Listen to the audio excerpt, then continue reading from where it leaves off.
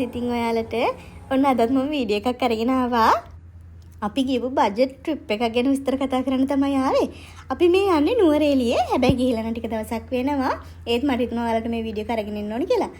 අපි යන්නේ රාත්‍රියේ තැපැල් දුම්රියේ. රාත්‍රියේ 8ට තමයි ට්‍රේන් එක පිටත් වෙන්නේ.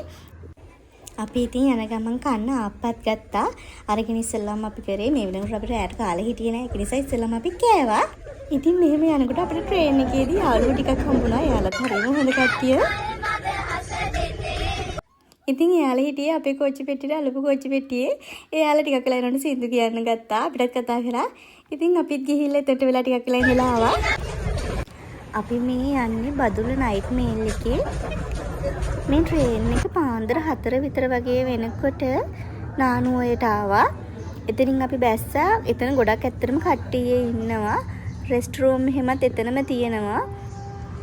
ඉතින් පාන්දර 6ට විතර තමයි බස් එහෙම වැඩ කරනවා කියන්නේ. මෙතන ඉඳන් නුවරඑළියට යන්න හිතාගෙන ඉන්න අපි බස් එකේ. ඒක නිසා අපි එතන හිටියා පාන්දර වෙනකන්. අපි ගෙදරින් කෑම එකක් හදාගෙන ගියා.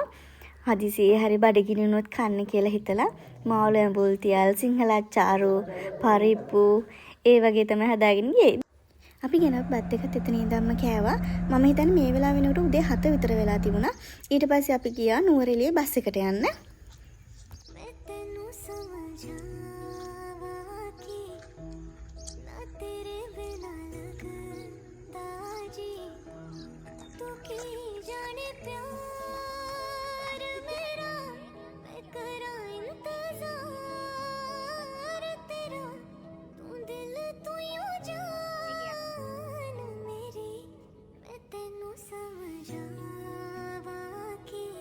ඉතින් අපි ගියපු දවස් වෙනකොට නම් නුවරඑළියේ ගොඩාක් සෙනග හිටියා.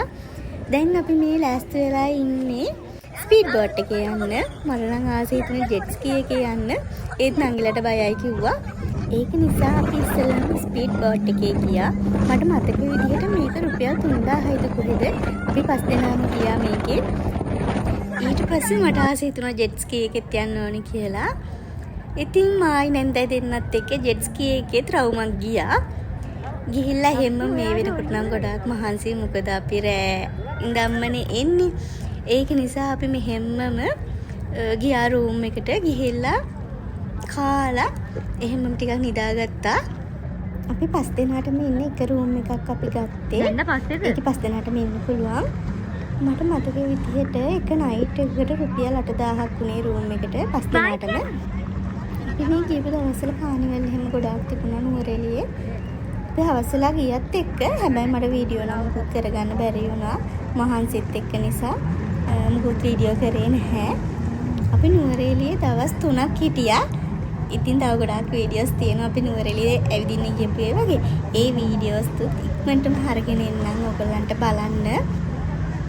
ඔයාලා මගේ වීඩියෝස් වලට කැමති නම් ලයික් එකක් දාගෙන යන්න. මම අනිත් වීඩියෝ ටික ඉක්මනටම අරගෙන එන්නම්. එහෙනම් ගිහින් එන්නම්. ඔයාලා හැමෝම සතුටින් පරිස්සමෙන් ඉන්න. බයි.